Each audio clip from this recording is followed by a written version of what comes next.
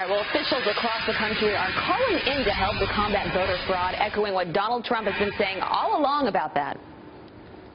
Now, do you think those ballots are properly counted? I know they're all saying, oh, of course, everything is so legitimate, everything is so. Perhaps I'm a more skeptical person. Investigating cases in Nevada, Iowa, Missouri, and Florida, among others. So what exactly are they looking for, and what might this mean for Election Day? Here to weigh in, former Department of Justice official Kelly Riddell. Kelly, good morning. Thanks for being here. Good morning. Thank you. So you have this going on in a number of key battleground states. Some of them, early voting has been going on for some time now. How real is this threat? The threat is real. We saw this summer 2 voter registration databases being hacked in Arizona and Illinois by what they think is Russian hackers.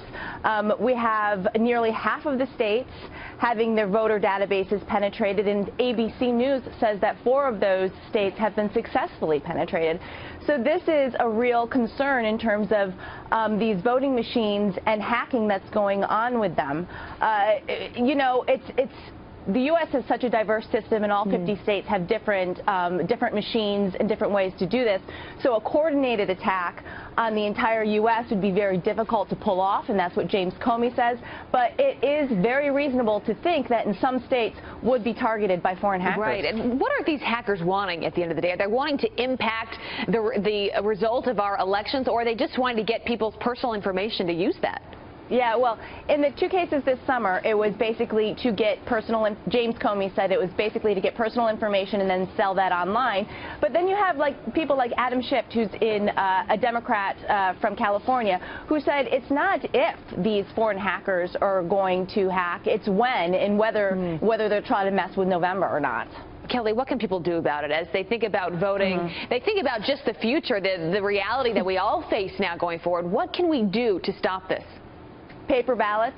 That's a surefire way to make sure that your vote is counted, and if in these close battleground states where every vote matters, there's actually a paper trail. It's an old method, but it's a sure method. You know, 46 states have requested from the DHS officials to have their voter systems basically cleaned up and do a swipe on them to make sure that there are no bugs, there are no frauds.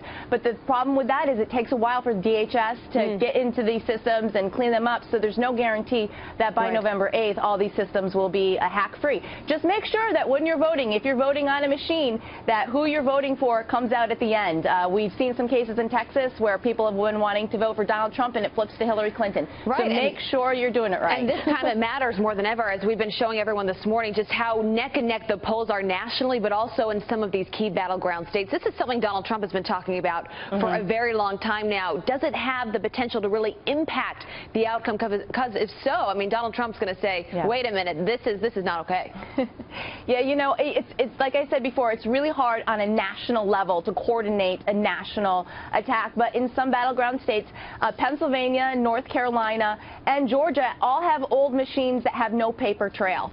So, we know all of those states are very, very close. So if you're a voter and you if you just text something's up, you need to go to your local authorities and report it. Yeah, maybe time for a little update as well. Yeah, Kelly Riddell, exactly. Good to see you this morning.